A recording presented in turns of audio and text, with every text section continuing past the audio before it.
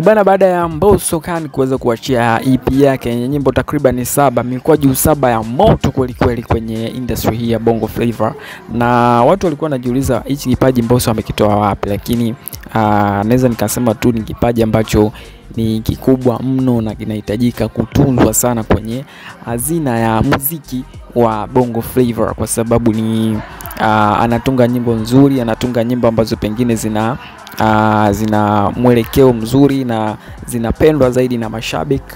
Lakini kikubwa tu ambacho watu tulikuwa tunajiuliza ni kwamba kwa nini soko la kimataifa Mbosso limekuwa linamchenga sana, kwa sababu ya kutoa nyimbo ambazo zimebezi sana locally kuliko zile ambazo zinaweza zikampaisha zaidi kimataifa. Lakini pia inawezekana pia soko lake kubwa ameamua liwe hapa Tanzania na target yake ndio hiyo. Lakini kwenye kuonyesha support, Diamond Platnumz ambaye ni bosi wake wa zamani aliweza posti cover ya EP hiyo, lakini amechagua ngoma ambayo ameipenda zaidi ya Power, na ni ngoma ambayo mpaka sasa hivi na views 900,000 na zaidi, inaelekea milioni 1 mpaka sasa hivi tunazungumza.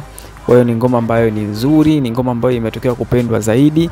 Lakini kuna baadhi ya ngoma nyingine zina views 400,000, 500,000, 600,000. Kwa hiyo nafikiri ngoma nyingi zimetoboa kwenye EP hii, na ukiachilia mbali EP ambazo zimepita za nyuma, zote zilitoboa. Kwa hiyo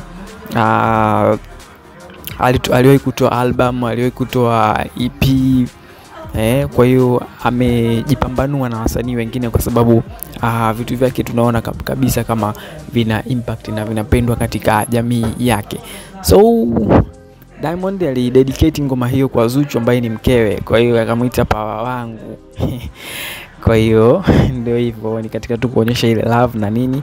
So kwenye trends yupo Mbosso Khan ambaye ana trend na ngoma zake 7, mikwaju yake 7. Lakini kwenye trend pia yuko Jay Melody ambaye ana album yake ni nyimbo zaidi ya 11, 12 nafikiri. Kwa hiyo utachagua mwenyewe. Niambie hapo chini kwenye comment kati ya Mbosso na Jay Melody ni nani ambaye amekukosha na mikwaju yake ambayo ameiachia.